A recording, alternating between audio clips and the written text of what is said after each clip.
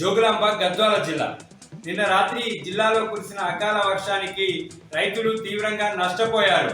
వందల ఎకరాల్లో పంట నష్టం జరిగింది. కళ్ళాల్లో ఆరబెట్టుకున్నటువంటి మిర్చి, మొక్కజొన్న పూర్తిగా తడిసి ముద్దయ్యాయి. పంట చేతికొచ్చి అమ్ముకునేటటువంటి సమయంలో ప్రకృతి విలయ తాండవంతో రైతన్న తీవ్రంగా నష్టపోయాడు.